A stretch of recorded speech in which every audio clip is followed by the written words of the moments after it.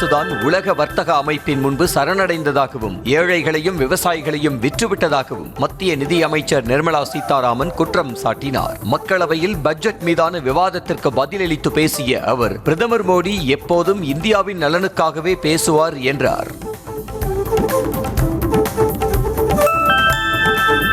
தமிழக மீனவர்களின் பிரச்சினைக்கு நிரந்தர மற்றும் நிலையான தீர்வு காண வேண்டும் என அதிமுக எம்பி இன்பதுரை நாடாளுமன்றத்தில் வலியுறுத்தினார். மாநிலங்களவையில் சிறப்பு கவன ஈர்ப்பு நேரத்தில் பேசிய அவர், இந்தியா இலங்கை அரசுகள் இணைந்து தெளிவான பரஸ்பர ஒப்புதல் பெற்ற தீர்வை உருவாக்க வேண்டும் எனவும் அதில் கடல் எல்லைகளை தெளிவாக வரையறுத்தல் வேண்டும் எனவும் வலியுறுத்தினார். தமிழக மக்கள் பன்மொழி கொள்கையை ஏற்றுக்கொள்ள தயாராக இருப்பதாகவும் திமுக தான் அதை அரசியலாக்குவதாகவும் மத்திய அமைச்சர் தர்மேந்திர பிரதான் குற்றம் சாட்டியுள்ளார். திமுகவின் இந்த எதிர்ப்பு அரசியல் இயல்பானதுதான் எனவும் பன்மொழி அறிவு என்பது புதிய உலகின் ஒரு ஆயுதம் எனவும் தெரிவித்துள்ளார்.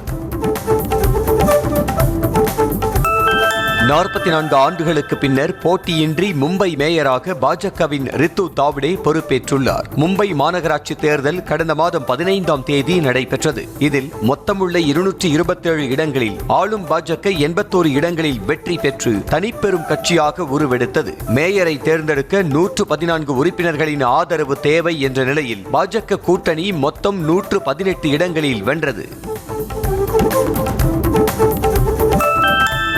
அசாமில் போர் விமானங்கள் அவசரமாக தரையிறங்கும் வகையில் அமைக்கப்பட்டுள்ள நெடுஞ்சாலையில் போர் விமானங்களை தரையிறக்கி சோதனை மேற்கொண்டனர். அஸ்ஸாமின் திப்ருகர் பகுதியில் உள்ள மோரனில் போர் விமானங்கள் அவசரமாக தரையிறங்கும் வகையில் 4 வழி நெடுஞ்சாலை அமைக்கப்பட்டுள்ளது. பிரதமர் மோடி வரும் 14ஆம் தேதி இந்த நெடுஞ்சாலையை திறந்து வைக்க உள்ளார்.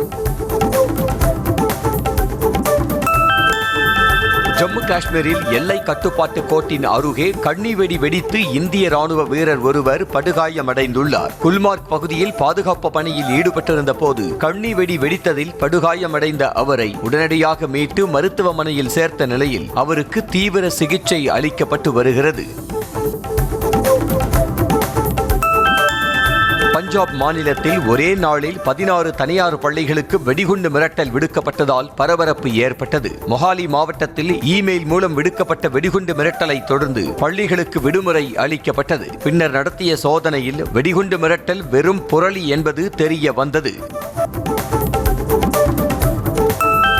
மகாராஷ்டிரா மாநிலம் மும்பையில் லிப்ட் அறுந்து விழுந்ததில் 5 பேர் காயமடைந்தனர். பைகுல்லாவில் உள்ள ஜெய் கிருபா டவரில் கேபிள் பழுதடைந்ததால் 4வது மாடியிலிருந்து விழுந்த லிப்டில் சிக்கியவர்களை தீயணைப்பு படையினரும் போலீசாரும் மீட்டு ஆம்புலன்ஸ் மூலம் மருத்துவமனைக்கு அனுப்பி வைத்தனர்.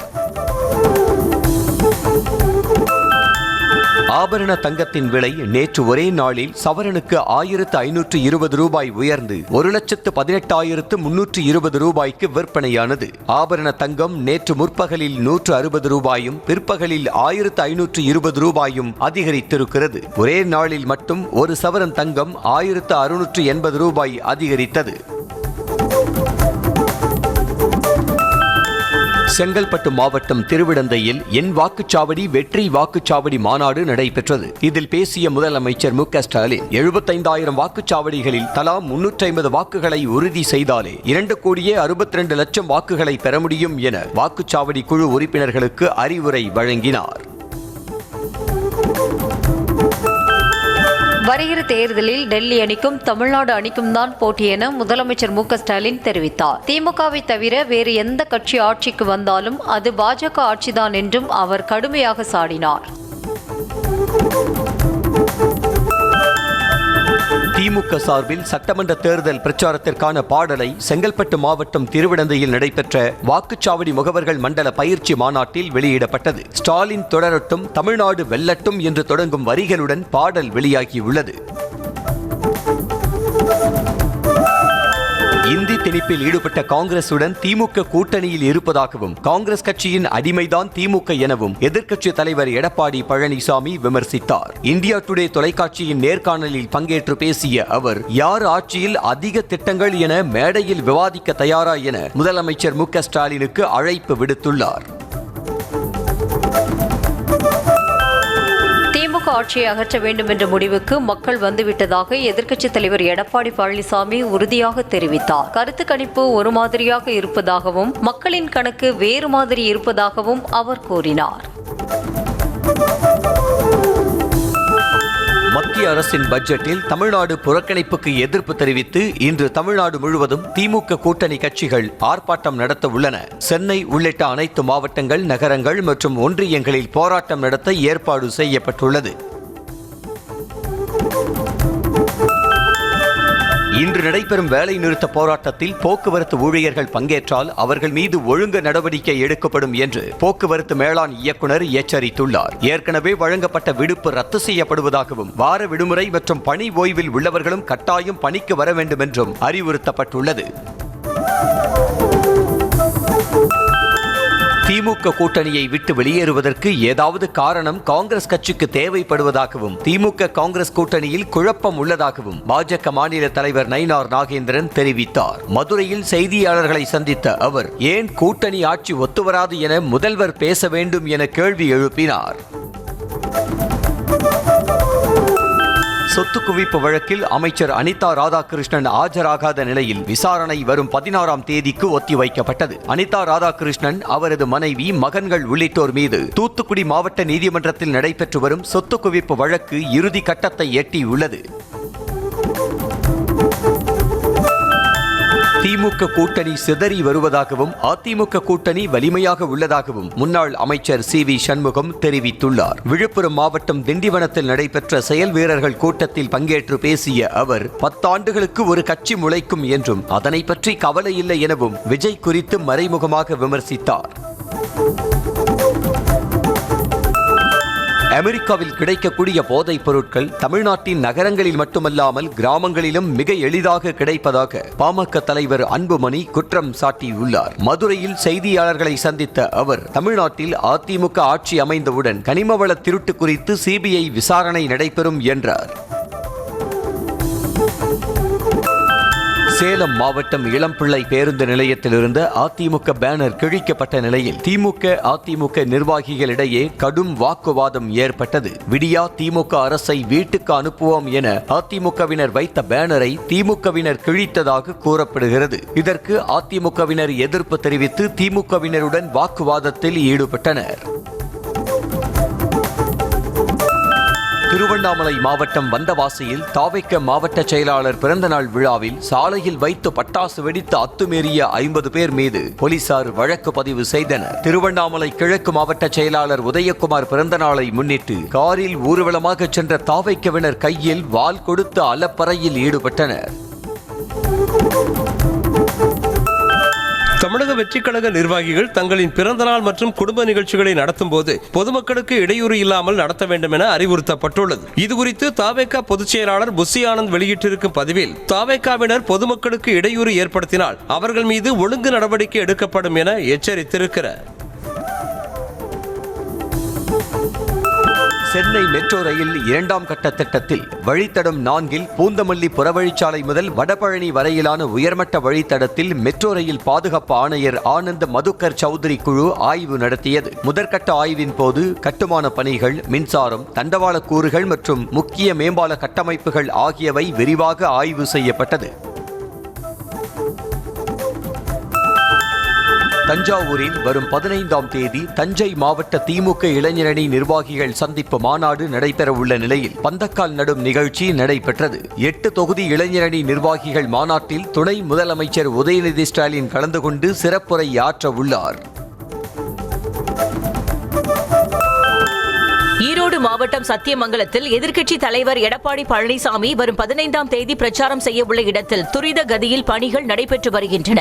அரிப்பம்பாளையத்தில் சுமார் 4 ஏக்கர் நிலம் தேர்வு செய்யப்பட்டு இடத்தை சுத்தம் செய்து சமன்படுத்தும் பணி நடைபெற்று வருவதை மாவட்ட செயலாளர் செல்வராஜ் ஆய்வு செய்து பூஜை செய்தார். திமுக அரசின் அலட்சியத்தால் மக்காச்சோள விவசாயிகள் உரிய விலை கிடைக்காமல் தவித்து வருவதாக பாஜக மாநில தலைவர் நயினார் நாகேந்திரன் கவலை தெரிவித்துள்ளார். அவர் வெளியிட்டுள்ள பதிவில் அரசு மக்காச்சோளத்திற்கான நேரடி கொள்முதல் நிலையங்களை கூட அமைக்காமல் வியாபாரிகளை சிண்டிகேட்டில் சிக்கி தவிக்க விட்டிருப்பதாக குற்றம் சாட்டினார். கரூரில் அதிமுக முன்னாள் அமைச்சர் எம்.ஆர். விஜயபாஸ்கர் இல்லத்தை மாட்டு வண்டி தொழிலாளர்கள் வண்டிகளுடன் முற்றுகையிட முயன்றதால் பரபரப்பு ஏற்பட்டது. காவிரி ஆற்றில் சட்டவிரோதமாக மணல் அள்ளியதாக கூறப்படும் 5 லாரிகள் மற்றும் 5 JCB இயந்திரங்களை சிறைப்பிடித்த எம்.ஆர். விஜயபாஸ்கர் போலீசில் ஒப்படைத்தார். மணல் கடத்தலை மறைக்க மாட்டு வண்டியை வைத்து காவல்துறை பாதுகாப்புடன் சாலை மறியல் போராட்டத்தில் ஈடுபட்டதாக அதிமுக முன்னாள் அமைச்சர் எம்.ஆர். விஜயபாஸ்கர் குற்றம் சாட்டியுள்ளார். கரூரில் செய்தியாளர்களிடம் பேசிய அவர் மணல் கொள்ளை சம்பவம் குறித்து புகார் அளித்தும் நடவடிக்கை எடுக்காமல் திசை திருப்பி வருவதாக விமர்சித்தார். சாதி பெயர்கள் நீக்குவது குறித்து 1978ஆம் ஆண்டு பிறப்பித்த அரசாணை அடிப்படையில் என்ன நடவடிக்கை எடுக்கப்பட்டுள்ளது என்பது குறித்து அரசு தரப்பில் பதில் மனு தாக்கல் செய்ய உயர்நீதிமன்ற மதுரை கிளை உத்தரவிட்டுள்ளது. கிராமங்கள், குடியிருப்புகள், தெருக்கள், சாலைகள், நீர்நிலைகளுக்குள்ள சாதி பெயர்களை நீக்க அரசாணை வெளியானது. மகா சிவராத்திரி மற்றும் வார இறுதி நாட்களை முன்னிட்டு சென்னையிலிருந்து தென் மாவட்டங்களுக்கு 1130 சிறப்பு பேருந்துகள் இயக்கப்படும் என அரசு விரைவு போக்குவரத்து கழகம் அறிவித்திருக்கிறது. அதன்படி சென்னை கிளாம்பாக்கத்திலிருந்து இன்று 125 பேருந்துகளும், வெள்ளி மற்றும் சனிக்கிழமையன்று 1005 பேருந்துகளும் கூடுதலாக இயக்க திட்டமிடப்பட்டுள்ளது. நீலகிரி மாவட்டம் கோத்தகிரி பஜார் பகுதியில் உலா வந்த சிறுத்தையால் பொதுமக்கள் அச்சமடைந்துள்ளனர். தண்ணீர் தேடி வனவிலங்குகள் குடியிருப்பு பகுதிக்குள் வருவது தொடர்ந்து அதிகரித்து வரும் நிலையில் சிறுத்தை நடமாட்டத்தால் அச்சமடைந்த மக்கள் வனத்துறை நடவடிக்கை எடுக்க கோரிக்கை விடுத்துள்ளனர். திருவள்ளூர் மாவட்டம் ஆவடி மாநகராட்சிக்குட்பட்ட கோணாம்பேடு பகுதியில் 40 லட்சம் ரூபாய் மதிப்பீட்டில் கட்டப்பட்ட சுகாதார நிலையம் பயன்பாட்டிற்கு வராமல் மது பிரியர்களின் கூடாரமாக மாறியுள்ளது. மருத்துவர்கள் பற்றாக்குறை காரணமாக திறக்காமல் அப்படியே உள்ள நிலையில் அதனை மாவட்ட நிர்வாகம் விரைந்து மக்கள் பயன்பாட்டிற்கு கொண்டு வர வேண்டும் என அப்பகுதி மக்கள் கோரிக்கை விடுத்துள்ளனர். நாமக்கல்லில் அங்கன்வாடி ஊழியர்கள் ஊதியம் உயர்வு உள்ளிட்ட கோரிக்கைகளை வலியுறுத்தி நூதன முறையில் கையேந்தியவாறு பிச்சை எடுக்கும் போராட்டத்தில் ஈடுபட்டனர். பல்வேறு கட்டங்களாக போராட்டத்தில் ஈடுபட்டு வரும் அங்கன்வாடி ஊழியர்கள் தேர்தல் வாக்குறுதிகளை நிறைவேற்ற வேண்டும் என வலியுறுத்தியுள்ளனர். கடலூர் மாவட்டம் காட்டுமன்னார் கோவில் அருகே கணவனுடன் சேர்த்து வைக்க கோரி மனைவி வீட்டின் முன்பு தர்ணாவில் ஈடுபட்டார். உடையார்குடி பகுதியைச் சேர்ந்த சிவக்குமார் மதுரையைச் சேர்ந்த பிரியா என்பவரை கடந்த 4 ஆண்டுகளுக்கு முன்பு திருமணம் செய்தார். மனநல பிறழ்ச்சி ஏற்பட்ட நபரை திருமணம் செய்ததாக கூறப்படும் நிலையில் வீட்டில் ஏற்பட்ட பிரச்சனை காரணமாக பிரியாவை வெளியே அனுப்பியதாக சொல்லப்படுகிறது. சேலம் மாவட்டம் வாழப்பாடி அருகே தூய்மை பணியாளர்களை திமுக கவுன்சிலர் வீட்டு வேலைக்கு பயன்படுத்திய வீடியோ வைரலாகி வருகிறது. ஏட்டாப்பூர் பேரூராட்சி தூய்மை பணியாளர்களை 2வது வார்டு உறுப்பினர் திமுகவை சேர்ந்த சத்யா சரவணன் வீட்டில் உள்ள 2 வீலர் சைக்கிளை சுத்தம் செய்ய வைத்தும் வாசலை கூட்டி கோலம் போடவும் வைத்துள்ளார். மதுரை மாவட்டம் பாலமேடு அருகே பள்ளி மாணவர்கள் மோதிக்கொண்டதில் மாணவர்கள் மட்டுமல்லாது தடுக்க முயன்ற ஆசிரியர்களும் காயமடைந்ததால் பரபரப்பு நிலவியது. அரசு மாதிரி மேல்நிலைப் பள்ளியில் படிக்கும் மாணவர்கள் 2 பிரிவாக பிரிந்து செங்கல் மற்றும் மரக்கட்டைகளை பயன்படுத்தி தாக்கிக் கொண்டனர். விழுப்புரம் மாவட்டம் திண்டிவனத்தில் ஆக்கிரமிப்பு இடத்தில் இருந்த வீடுகளை நீதிமன்ற உத்தரவுப்படி இடித்த அதிகாரிகள் இதுவரை மாற்று இடம் வழங்கவில்லை என கூறி பாதிக்கப்பட்டவர்கள் மறியல் போராட்டத்தில் ஈடுபட்டனர். இதன் காரணமாக சிறிது நேரம் போக்குவரத்து ஸ்தம்பித்தது.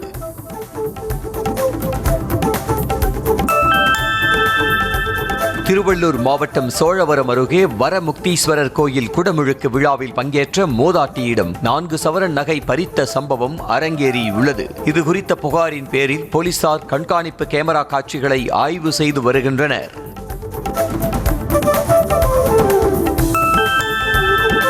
தூத்துக்குடி மாவட்டம் சாத்தான்குளம் மற்றும் அதன் சுற்றுவட்டார பகுதிகளில் பெண்களை குறிவைத்து இலவசமாக வழங்கப்படும் முதலமைச்சர் காப்பீட்டு திட்ட அட்டை உள்ளிட்டவற்றை வாங்கி தருவதாக கூறி பணம் வாங்கிக் கொண்டு மோசடி செய்துள்ளனர். இது தொடர்பாக ஒரு கும்பல் சிக்கிய நிலையில் பொதுமக்கள் எச்சரிக்கையுடன் இருக்க அறிவுறுத்தப்பட்டுள்ளனர். ஈரோடு மாவட்டம் சத்தியமங்கலம் அருகே சிட் ஃபண்ட் நடத்தி சுமார் 80 கோடி ரூபாய்க்கு மேல் மோசடி செய்து கைது செய்யப்பட்ட நபரை அவரது நிதி நிறுவனத்திற்கு அழைத்து வந்து போலீசார் விசாரணை செய்தனர். அப்போது அங்கு திரண்டு பாதிக்கப்பட்ட மக்கள் தங்களது பணத்தை விரைந்து மீட்டுத் தர கோரிக்கை விடுத்தனர். திருப்பத்தூர் மாவட்டம் நாற்றம்பள்ளி அருகே அனுமதி இல்லாமல் மண் கடத்தலில் ஈடுபட்ட லாரியை பறிமுதல் செய்த போலீசார் ஒருவரை கைது செய்தனர். காட்டூர் பகுதியில் இருந்து திருப்பத்தூர் நோக்கி மண் எடுத்து செல்லும் போது புதுப்பேட்டை பகுதியில் வாகன தணிக்கையில் ஈடுபட்ட போலீசார் நடவடிக்கை எடுத்தனர். தேனி மாவட்டம் தேவாரம் சுற்றுவட்டார பகுதிகளில் கனிமவள திருட்டு நடைபெறுவது குறித்து புகார் அளிக்க அதிகாரிகளை தொடர்பு கொண்டால் போனை எடுக்காமல் அலட்சியம் காட்டுவதாக புகார் எழுந்திருக்கிறது. அரசு நிர்ணயித்த அளவை விட அதிக அளவில் கனிம வளங்களை திருடும் மாஃபியாக்களால் நிலத்தடி நீர்மட்டம் குறைவதாக விவசாயிகள் வேதனை தெரிவித்தனர். தேனி மாவட்டம் பெரியகுளம் அருகே துப்புரவு பணியாளர்களுக்கு வழங்கப்பட்ட காலை உணவில் கரப்பான் பூச்சி கிடந்தது அதிர்ச்சியை ஏற்படுத்தியுள்ளது. இதனால் துப்புரவு பணியாளர் உணவை சாப்பிடாமல் குப்பையில் கொட்டியதாக கூறப்படுகிறது. செங்கல்பட்டு மாவட்டம் திருப்போரூர் கந்தசாமி கோயிலுக்கு சொந்தமான 700 கோடி ரூபாய் மதிப்பிலான 226 ஏக்கர் நிலங்கள் ஆக்கிரமிப்பிலிருந்து மீட்கப்பட்டதாக அறநிலையத்துறை சார்பில் சென்னை உயர்நீதிமன்றத்தில் அறிக்கை தாக்கல் செய்யப்பட்டது. நீதிமன்ற உத்தரவின்படி ஆக்கிரமிப்புகளை அகற்றவில்லை என்று தொடர்ந்த அவமதிப்பு வழக்கு விசாரணை முடித்து வைக்கப்பட்டது. மதுரையில் முல்லை பெரியாறு கூட்டு குடிநீர் திட்டம் முழுமையாக நிறைவேற்றவில்லை என அதிமுக முன்னாள் அமைச்சர் செல்லூர் ராஜு குற்றம் சாட்டினார். செய்தியாளர்களுக்கு பேட்டி அளித்த அவர், தேர்தல் பயத்தில் என்ன சொல்கிறோம் என்ன செய்கிறோம் என்று முதலமைச்சர் மு.க. ஸ்டாலினுக்கு தெரியவில்லை என சாடினார். திருவள்ளூர் மாவட்டம் பெரியபாளையம் அருகே சாலையை கடக்க முயன்ற சைக்கிள் மீது கண்டெய்னர் லாரி மோதியதில் ஓய்வு பெற்ற தலைமை ஆசிரியர் உயிரிழந்தார். நேதாஜி நகரைச் சேர்ந்த முருகன் சைக்கிளில் பஜாருக்கு சென்றபோது ஆந்திரா நோக்கி சென்ற கண்டெய்னர் லாரி மோதியதில் தவறி கீழே விழுந்தார். அப்போது அவர் மீது லாரி ஏறி இறங்கியது.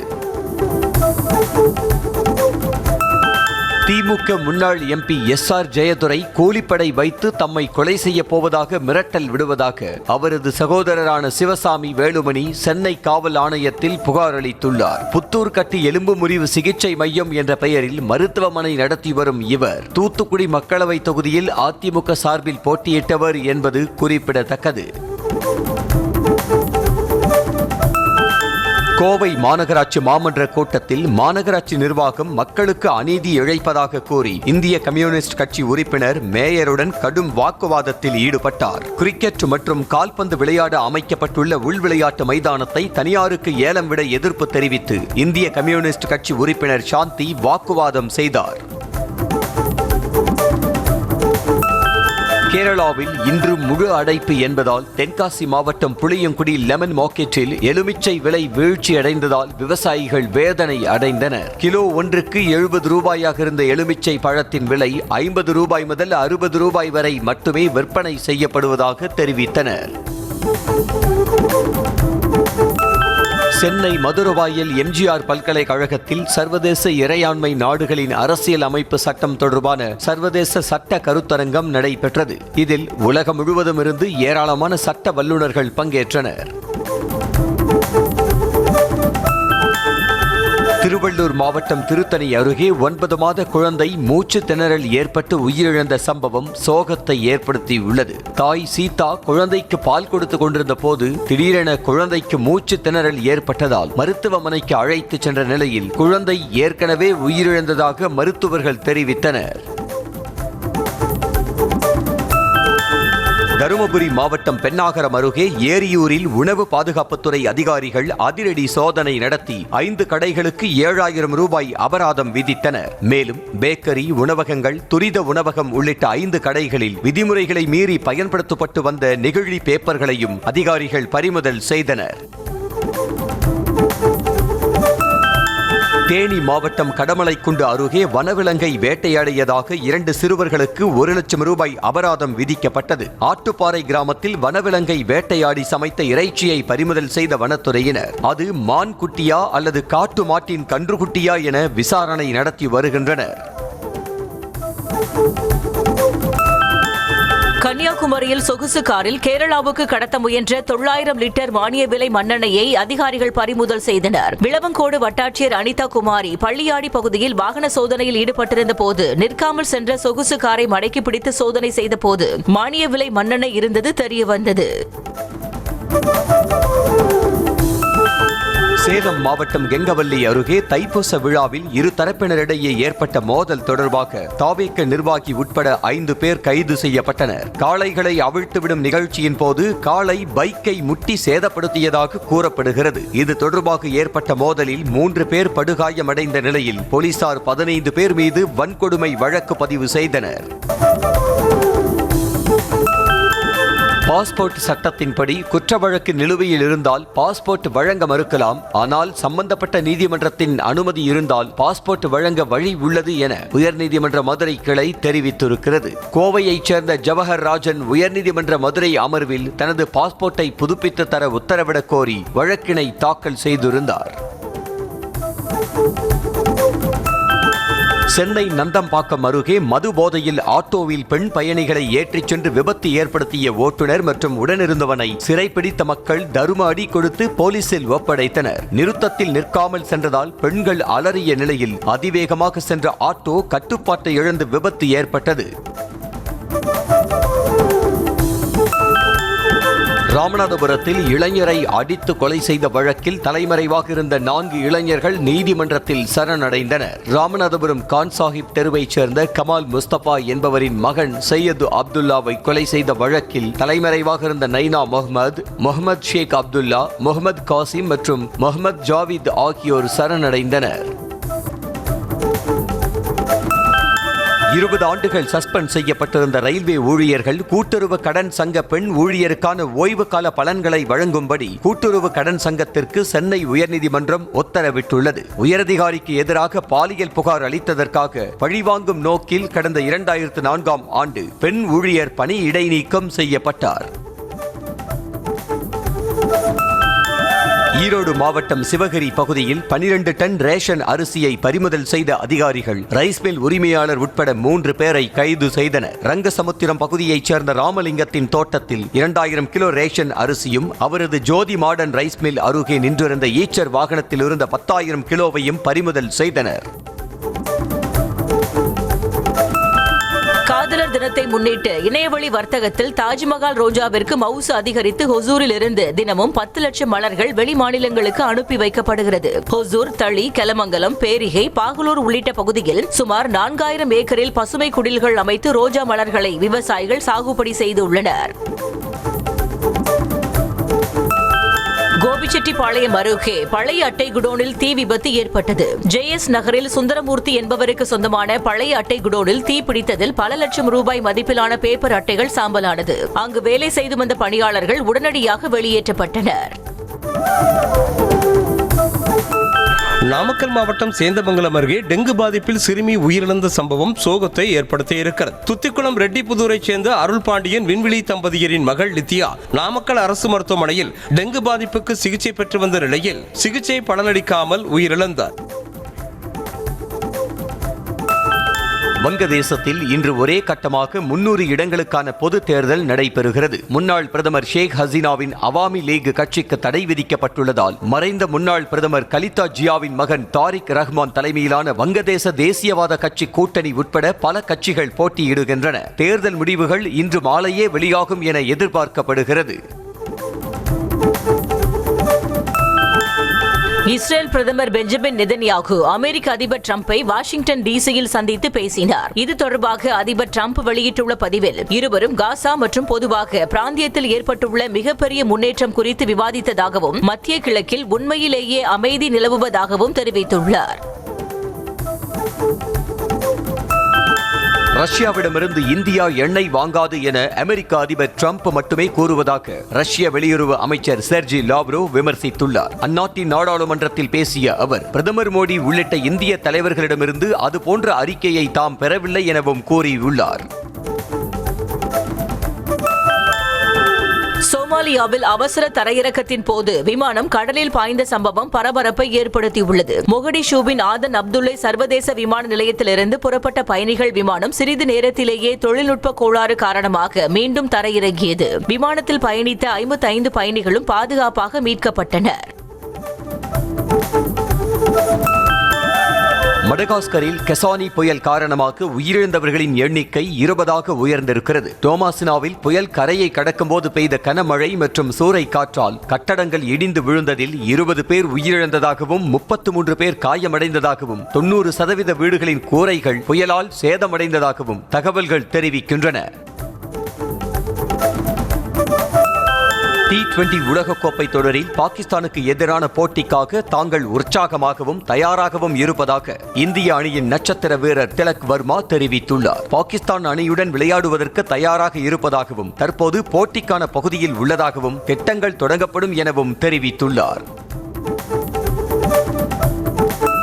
T20 உலகக்கோப்பை கிரிக்கெட் போட்டியில் நடப்பு சாம்பியனான இந்தியா இன்று நமீபாவை எதிர்கொள்கிறது. டெல்லியில் இரவு 7 மணிக்கு தொடங்கும் போட்டியில் அதிரடி பேட்ஸ்மேன் அபிஷேக் சர்மா விளையாட வாய்ப்பில்லை என தெரிகிறது. அதே சமயம் அமெரிக்காவுக்கு எதிரான போட்டியில் விளையாடாத வேகப்பந்து வீச்சாளர் ஜஸ்பிரீத் பும்ரா இப்போட்டியில் இடம்பெறுகிறார்.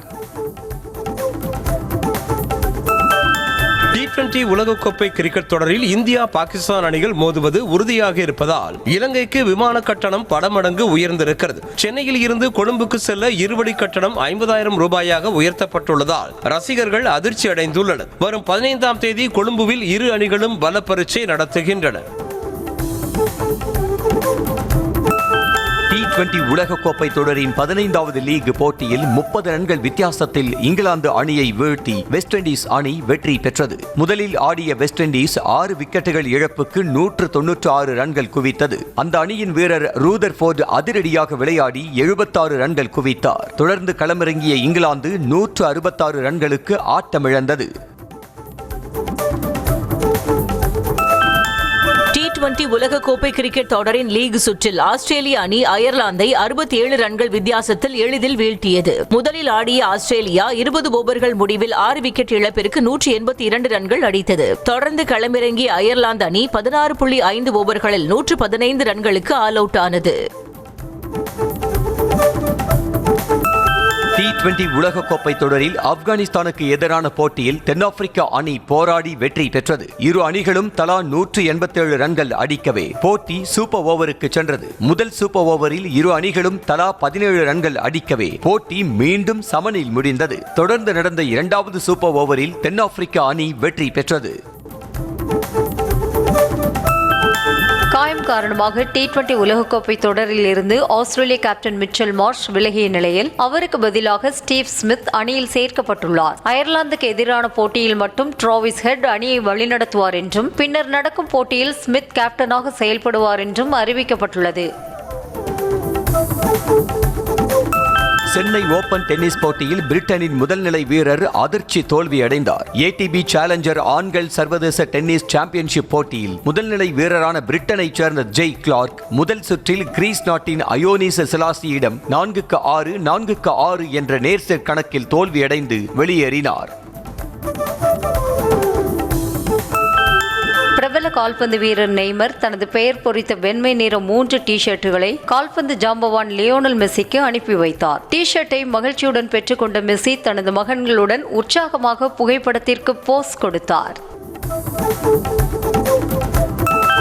சைலப்பன் சைக்கிள் மாற்று திரைப்படத்தின் ஃபர்ஸ்ட் லுக்கை இயக்குனர் வெற்றிமாறன் வெளியிட்டார். இதில் இசக்கி கார்வண்ணன், MS பாஸ்கர், இளவரசு, மூனார் ரமேஷ், இயக்குனர் சுப்பிரமணிய சிவா ஆகியோர் முக்கிய கதாபாத்திரங்களில் நடித்துள்ளனர். இசைஞானி இளையராஜா இசையமைத்துள்ளார். திருச்செந்தூர் முருகன் கோயிலில் பக்தர்கள் காணிக்கையாக 4,97 லட்சம் ரூபாய் செலுத்தியுள்ளதாக கோயில் நிர்வாகம் தெரிவித்திருக்கிறது. மேலும் 1070 கிராம் தங்கம் மற்றும் 31,811 கிராம் வெள்ளி பொருட்கள் கிடைத்திருப்பதாக தெரிவிக்கப்பட்டுள்ளது. மாசி மாத வழிபாட்டுக்காக சபரிமலை ஐயப்பன் கோவில் நடை இன்று மாலை திறக்கப்பட உள்ளது. முன்பதிவு செய்த பக்தர்களுக்கு வரும் 17ஆம் தேதி வரை ஐயப்பனை தரிசனம் செய்ய ஏற்பாடு செய்யப்பட்டுள்ளது. தஞ்சாவூரில் தூய அந்தோணியாறு ஆலயத்தில் தேர்பவனி விழா வெகு விமரிசையாக நடைபெற்றது. பங்கு தந்தை அந்தோணி டேனியல் தேரினை புனிதம் செய்து தொடங்கி வைத்த நிலையில் வான வேடிக்கையுடன் மேளத்தாளம் முழங்க திரளான பக்தர்கள் தேரினை இழுத்துச் சென்றனர்.